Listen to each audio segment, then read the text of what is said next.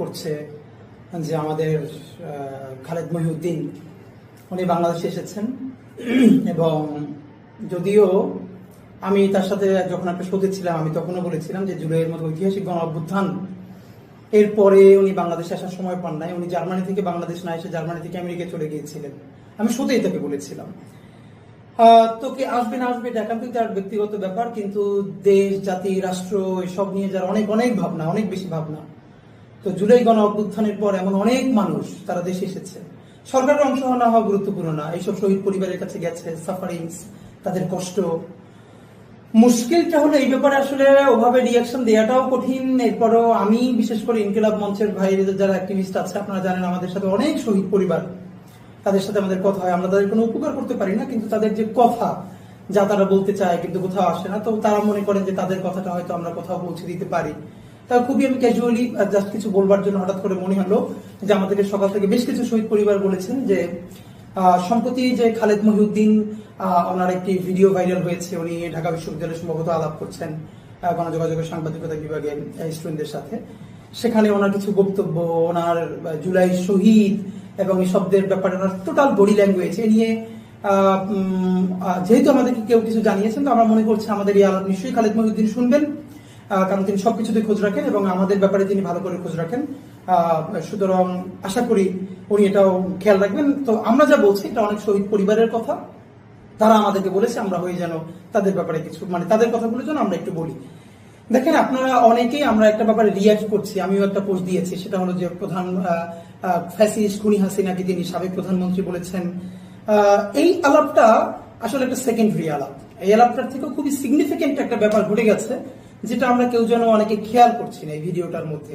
আপনারা কি কেউ খেয়াল করেছেন যে এই আলাপের একটা অংশে আমাদের খালেদ মহিউদ্দিন বলছেন এনসিপি যারা তরুণ তুর্কি মানে হাসনা সার্জিস তাদের কথা বলতে গিয়ে তারপরে খালেদ মহিউদ্দিন যখন পলাতক ছাত্রলীগের খুনি লীগের সভাপতি সাদ্দামের ইন্টারভিউ করতে চেয়েছেন, তখন তো বাংলাদেশের আপমর সবাই এটার বিরুদ্ধে গিয়েছে এবং সেটা বেআইনিও ছিল। এবং তখন সম্ভবত হাসনা সার্জিস ওরা যেরকম বলেছিল যে এই রক্তের সাথে বেইমানি করে প্রতারণা। তা আপনি একটা ব্যাপার খেয়াল করেন যে খালেদ মহিউদ্দিন কোন বডি ল্যাঙ্গুয়েজে কাদের সাথে কিভাবে তাদের বক্তব্যটাকে কোট করছেন। তিনি বলছেন বিপ্লবীদের রক্তের সাথে প্রতারণা করে বলে উনি হা করে হেসে দিচ্ছেন, ওনার হাসি আসছে না, আর্টিফিশিয়াল।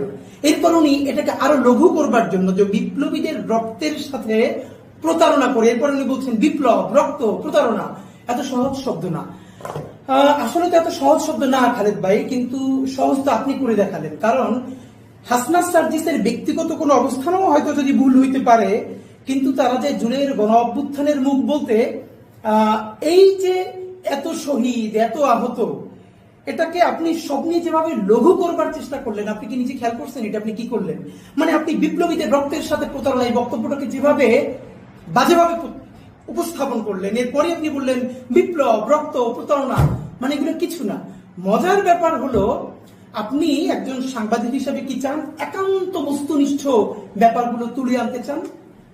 আপনি নিজে বলছেন যে ট্রমার ব্যাপারটা আপনার বক্তৃতার মধ্যে বলেছেন, ইভেন আমেরিকায়ও যদি কোনো ভিকটিম আবার সেই ইন্টারভিউ দেখে আরো ট্রমাটাইজড হয়ে যায়, তাহলে তাকে বাংলাদেশের আইন তো কভার করেই না, আমেরিকার কোথাও কভার করেন, এটা আপনি বলেছেন।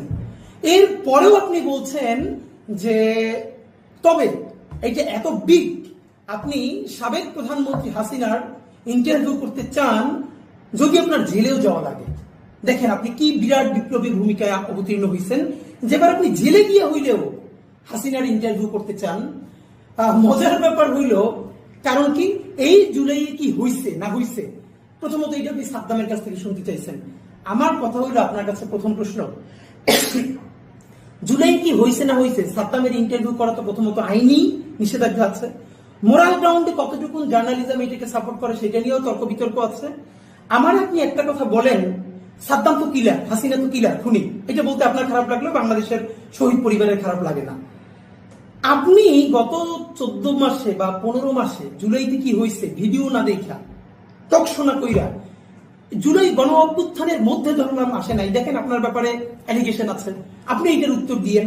এটা ফেসবুকে প্রচুর ভাইরাল হয়েছে, জার্মানিতে থাকে আমাদের বাংলাদেশি অনেক যারা স্টুডেন্ট তারা এই জুলাই গণ অভ্যুত্থানে হত্যা চলাকালে তারা রাস্তার পাশে দাঁড়িয়েছিল প্রতিবাদ করবার জন্য।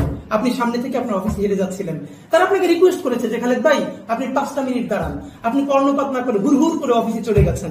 কই, বাংলাদেশের তো অনেক প্রফেশনালস যারা পৃথিবীতে বাইরে ছিল, তারা তাদের পুরো প্রফেশনকে ঝুঁকিতে ফেলে শিক্ষার্থীদের সাথে দাঁড়িয়েছিল এবং তারা জনতার কাতারে দাঁড়িয়েছিল। আচ্ছা, আপনার নিজের অবস্থান যে আমি দাঁড়াবো না, আপনি না দাঁড়ালে আপনারা কেউ জোর করে দাঁড় করাতেও পারবেন না। জার্মানির মতো জায়গায় যেখানে স্টুডেন্টরা এত ঝুঁকি নিয়ে ভূমিকা নিয়েছে এবং তারা প্রোটেস্ট করেছে, আপনি তাদের সাথে তো একাত্মতা পোষণ করেনি নাই, তারা রিকোয়েস্ট করেছে তারপরও আপনি যান নাই। কিন্তু এরপর আপনি যখন আবার জার্নালিজম শুরু করলেন, আপনি বাংলাদেশে ডকুমেন্টেড 1400-এর বেশি শহীদ, 30-40 হাজারের বেশি সিভিয়ারলি আহত, চিরতরে অন্ধ, পঙ্গু, শিশু, আপনি তাদের একটা ইন্টারভিউ করেছেন এসে? আপনি একটা শহীদ পরিবারের কাছে গেছেন, একটা আহতের সাথে কথা বলেছেন? আপনি কি করলেন? আপনি জুলাই গণ অভ্যুত্থানকে দেখতে চাইলেন সাদ্দামের চোখে, সাদ্দামের লেন্সে, কারণ পলিটিক্সটা আমরা বুঝি।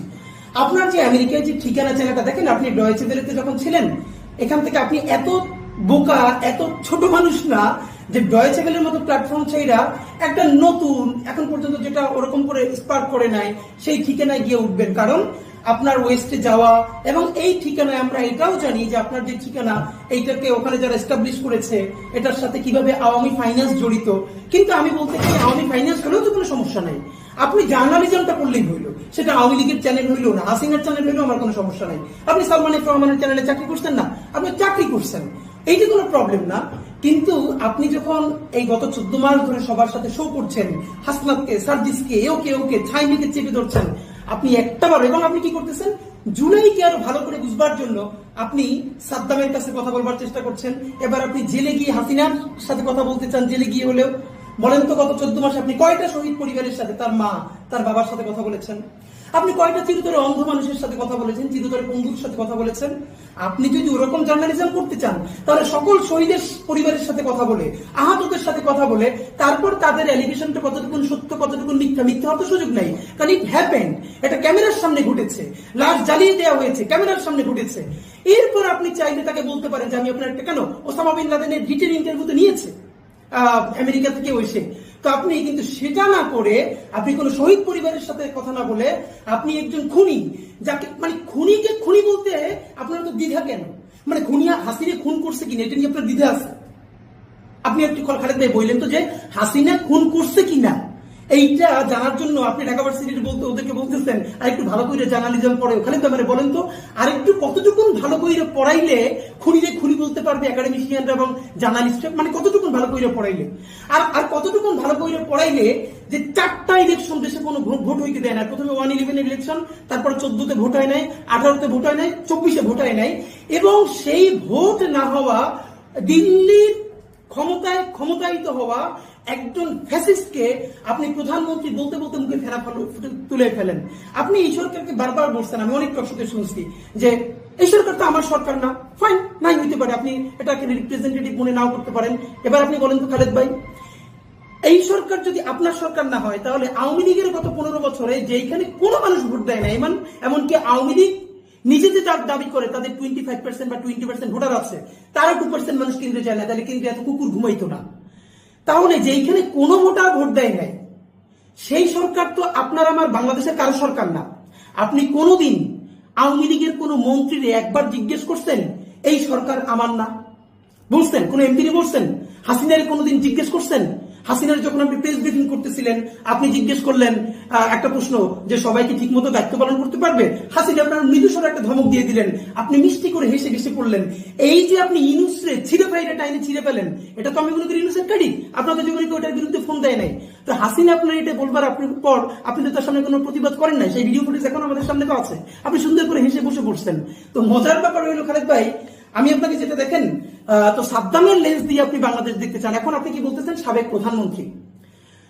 যেই কারণে আপনি যদি বলেন এইটা তো কোনো নির্বাচনই হয় না, সুতরাং প্রধানমন্ত্রী কি, আপনি বলেন। তারপর আপনি তাহলে হাসিনারে গ্লোরিফাই করতে মনে চাইলে করেন, এটা নিয়ে আমার কোনো আপত্তি নেই।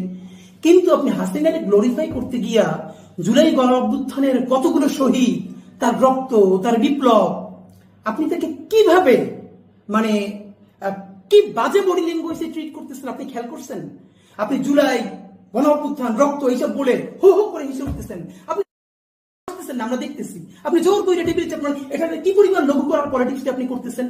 খালেদ ভাই, আমার একটু সত্য করে বলেন তো, গত 14 বছরে যে সময় বাংলাদেশে ইন্টারন্যাশনাল ডকুমেন্টারি দরকার ছিল এই শহীদ পরিবারগুলো নিয়ে, আহত পরিবার নিয়ে, একটা দিন আসতে পারেন নাই, ঠিক এখন কার পয়সায়, কার প্রেসক্রিপশনে, কাদের পরামর্শে আপনি বাংলাদেশে আসলেন? যখন খুনি হাসিনার রায় কবে হবে আন্তর্জাতিক অপরাধ ট্রাইব্যুনালে, তার তারিখ মোটামুটি ঘোষণা হবে আগামী 1 সপ্তাহ 10 দিনের মধ্যে। এবং যখন জেনারেল, ঘাতক জেনারেলদের বিচার শুরু হয়েছে দেশে, যখন আওয়ামী লীগের এবং হাসিনার চূড়ান্ত বিচারের পর্যায়ে গেছে, তখন আপনি এসে এই জুলাইয়ের ক্যারেক্টার গুলোকে যেমনি ভাবে লঘু করবার চেষ্টা করতেছেন, রক্তপাতকে লঘু করবার চেষ্টা করতেছেন। এবার আপনি বলেন আপনি মানে কোন কারণে অথবা কার পরামর্শে আসছেন, বলেন না প্লিজ। দেখেন, আমি আপনার আর কয়েকটা কথা বলতে চাই। এখানে আপনি হাসনাতকে একবার একটা টক শোতে বলছিলেন, হাসনাত যখন ওই যে ঝামেলা হয়েছিল, যে চোরকে ধরিয়ে দেওয়া তো আপনার কাজ না, আপনি বলছেন ওকে। তো তখন এর মানে কিন্তু মানে এটা বেআইনি যে হাসনাত ওরকম করে ধরাইতে পারে না। তো আমি অন্য জায়গায় বলছিলাম যে নাগরিক হিসেবে কেউ চুরি করতে দেখলে তারা ধরাই দেওয়া তো নাগরিক কাজ। এরপরও আইন যদি কাভার না করে তাহলে ঠিক আছে, এভাবে ধরাই দেওয়া যায় না। তাহলে চোরকে ধরাইয়া দেওয়ার ফলে হাসনাত যদি বেআইনি কাজ করে, তাহলে বাংলাদেশ এবং আন্তর্জাতিক যে স্ট্যান্ডার্ড আছে, যে ভ্যালিউস আছে, কাস্টমস আছে, তার বাইরে গিয়েও আপনি হাসিনার ইন্টারভিউ করে জেলে যেতে চান? আপনি আমারে বলেন তো, গত 15 বছরে যত আওয়ামী লীগের মন্ত্রী এমপিদের সাথে আপনি টকশো করছেন, আপনি একজনও ডিরেক্টলি বলছেন যে আপনি তো বিনা ভোটের এমপি, আপনি তো ভোট ছাড়া মন্ত্রী? না, বলেন না। আমি আপনার মনে করাই দিই, করোনার সময় আমির হোসেন আমু আপনি একটা ইন্টারভিউ দিচ্ছিলেন। ইন্টারভিউ নেওয়ার সময় আপনার যে একটা প্রশ্ন শুনি না, তার ভালো লাগে না, এসব ম্যাকটেক ছাইরা ওইটা হাইটে গেছে। আপনার হাতে কলম ছিল, আপনি রাগে ক্ষোভে কলমটা আস্তে করে ছেড়ে দিয়েছেন। আপনি একটা শব্দ বলেন নাই, কোনো প্রতিবাদ করেন নাই। এখন এই অবস্থা হইলে কেমন করবেন আপনি চিন্তা করেন তো। দেখেন আপনি ক্ষমতার কাছে কি পরিমাণ নতজানু ছিলেন। ওই আমু যে রিয়েকশনটা আপনারা দিছে, আপনি কি উঠে বলছেন, এই আমু সাহেব আপনি কিন্তু বিনা ভোটের এমপি, ভোট চুরির এমপি, ভোট চুরির মন্ত্রী। শেখ হাসিনা তো দূরের কথা, আপনি বলতে পারেন না। কিন্তু সেই বিনা ভোটের প্রধানমন্ত্রীর আপনি বারবার প্রধানমন্ত্রী হিসেবে পোট্রি করতেছেন, অথচ আপনি নিজে দেখেছেন। আপনি দেখবেন কেমন? আপনি তো 14 মাস দেশে একবার আসেন নাই, একটা শহীদ পরিবারের সাথে কথা বলেন নাই। জুলাই কি হয়েছে এটা আপনি প্রথমে সাবধান দিয়ে পড়াইতে চান কেন? লক্ষ লক্ষ মানুষ হবে, ভিউ হবে, আপনার সাবস্ক্রিপশন বাড়বে, এবার আপনি হাসিনার নিয়ে আলাপে আনতে চান। তো এটা তো আমরা বুঝি। তো হাসনাত যদি বেআইনি কাজ করে থাকে, তাহলে এবার এই বেআইনি কাজ তার থেকে 1000 গুণ বেআইনি কাজ আপনার করবার মতো এখতিয়ার কে দিল, বা আপনার কোন মোরাল গ্রাউন্ড এটারে সাপোর্ট করতেছে ভাই, একটু মানে বললেন তো। আপনার আর একটা কথা বলি ভাই, ধরেন আপনি যেটা করেন, এই কথাটা আমি আপনাকে বিনয়ের সাথে বলি, আপনি এই যে জুলাই শহীদ, আহত এবং বিপ্লবীদের সাথে কি নোংরা বডি ল্যাঙ্গুয়েজটা করছেন, এটা আপনি বুঝবেন না। কেন বুঝবেন না? আপনার পাশে যে ভদ্র মহিলা বসে আছেন, উনি সম্ভবত ঢাকা ইউনিভার্সিটির ফ্যাকাল্টি, আশেপাশে যারা আছেন, আপনি বলছেন আপনার দেখতে মাশাআল্লাহ সুন্দর লাগে, এবং আপনি যত বড় জার্নালিস্ট, তার থেকে আপনার বড় ইগো হইল আপনি অ্যাডমিন ক্যাডার ছিলেন, আপনার চেহারা ভালো, আপনি ওয়েস্টে থাকেন, সুতরাং আপনি যা বলবেন, হাসিনা আসলে আপনি হাসলে পাশাপাশি হাসতে হয়, এটা একটা ম্যানার্স, নইলে খারাপ দেখা যায়। কিন্তু আপনি শহীদ পরিবারগুলোর সাথে একটা খুনিকে খুনি না বইলা, যখন প্রধানমন্ত্রী বইলা, সাবেক প্রধানমন্ত্রী বইলা গ্লোরিফাই করেন, একজন শহীদ কি পরিমাণ কষ্ট পায় এটা আপনি জানবেন না। আপনি যদি জানতে চান তাহলে আমাদেরকে প্লিজ ফোন দিয়েন, আমি আপনার অন্তত 100 শহীদ পরিবারের সাথে কানেক্ট করাই দিব, আপনি তাদের সাথে কথা বলেন। শুধু তাদের কষ্টটা, এটা আপনার গায়ে লাগবে না। গায়ে লাগবে না কেন? এই শহীদ পরিবারগুলোর ট্রমা আপনি বুঝবেন না, কারণ আপনি এই সময় রাজপথে থাকা তো দূরের কথা, আপনি রাজপথে ছিলেন না। এমনকি ওখানে যারা জার্মানিতে আন্দোলন করেছে তাদের সাথেও ছিলেন না। এমনকি আরো ইন্টারেস্টিং হলো, যখন জুলাই গণ অভ্যুত্থান চলে, তখন আওয়ামী লীগের বড় কোনো এমপি মন্ত্রী ধরে আপনি ছাই চেপে ধরেন নাই যে আপনারা সাবমিশন দিয়ে গুলি কইরা রিয়া গোপের কলিজে ছিঁড়ে ফেলতেছেন, ধরছেন? উত্তর দেন। তো আপনি যেগুলো কিছু করেন নাই। সুতরাং আপনি, মানুষ মরে যাচ্ছে, মানুষের কলিজে ছিঁড়ে যাচ্ছে, এখনো চিরতরে একটা 16 বছরের শিশু অন্ধ হয়ে গেছে, আর আপনি এটার সাথে কথা বলতে গিয়ে আপনি হাসতেছেন, আপনি নর্মালাইজ করতেছেন। এই পলিটিক্সটা আমরা কি কতটুকু বুঝিবার, শহীদ পরিবার প্রচন্ড কষ্ট দেয়। খালেদ ভাই, আমাদের এক একজন এক একভাবে অ্যাক্টিভিজমের প্যাটার্ন থাকবে, পক্ষ বিপক্ষ থাকবে। এই যে আমি আপনার সাথে বলি, আপনি আবার আমার টক সাথে বলবেন, আমি আপনার গিয়ে বিপক্ষে বলবো, আপনি আমার সমালোচনা করবো, আপনি আমার করবেন। কিন্তু ভাই, আপনি একটা রিকোয়েস্ট করি, আপনার মানে আপনি তো সেন্সিবল মানুষ, আপনার এই অ্যাটিটিউডটা না শহীদ পরিবারদেরকে অনেকটি খুব কষ্ট দিচ্ছে। আপনি তাদেরকে একটা সরি বলে দিন, তাতে আমার মনে হয় আপনি বড় হবেন। আপনার এই কাজটা উচিত হয় নাই। দেখেন, আমি আপনার যেটা বলতে চাই সর্বশেষ, সেটা হলো, আমি আপনার এই আগমনকে অত্যন্ত সন্দেহের চোখে দেখি। আমি দৃঢ়ভাবে বিশ্বাস করতে চাই আপনি কোনো এজেন্ডা নিয়ে আসেন নাই। কিন্তু বাংলাদেশের মানুষকে আমি বলি, প্লিজ, বাংলাদেশের 18 কোটি মানুষ একমাত্র গণহত্যাকারী ছাড়া আর বাকি সকল বাংলাদেশপন্থী দল, রাজনৈতিক দল, শক্তি, সামনে যখন নভেম্বর আসছে, যেটা গত 1.5 বছরের মধ্যে সব থেকে ক্রিটিক্যাল টাইম আমাদের জন্য, কোন টাইম? যখন খুনি হাসিনা যতগুলো গণহত্যা করেছে তার অনেকগুলো বড় রায় হবে এই মাসের মধ্যে, নভেম্বরের মধ্যে। এবং এই যে ঘাতক জেনারেল তাদের বিরুদ্ধে অফিসিয়ালি ট্রায়াল শুরু হয়েছে। আওয়ামী লীগ চাচ্ছে, এমনকি সেই ঘাতক জেনারেলদের একটা অংশ, আওয়ামী লীগ, ইন্ডিয়ার সেই লবি, সবাই মিলে এখানে এমন একটা ক্যাওটিক সিচুয়েশন তৈরি করতে চায় যার ফলে এই সরকারকে ফল করিয়ে একটা নতুন একটু লেস আওয়ামী লীগ এমন একটা গভর্নমেন্ট তৈরি করে তারপরে 6 মাস 1 বছর চালিয়ে নির্বাচনটাকে বানচাল করে দিয়ে এরপর আওয়ামী লীগকে ফিরিয়ে এনে একটা ইনক্লুসিভ ইলেকশন আমি নির্বাচন করতে চাই।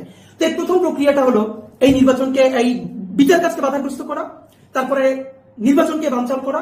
এই জন্য আপনার যেটা লাগবে এখানকার সব থেকে পাওয়ারফুল হল সিভিল সোসাইটি। তারা নতুন নতুন ন্যারেটিভ উৎপাদন করবেন। তা আমার যেটা মনে হচ্ছে, এই খুনি হাসিনার রায়ের আগে খুনি হাসিনা সরাসরি অর্ডার করেন নাই, এই নিজের কিছু র্যাবের অফিসাররা সরাসরি এটা করেছে, খুনি হাসিনা এটা জানতেন না, তাকে ভুল বোঝানো হয়েছে, আনু মোহাম্মদ সাদ্দের মতো, উনি জানেন না আর সবাই জানেন, ওনাকে শুধু ভুল বোঝানো হয়।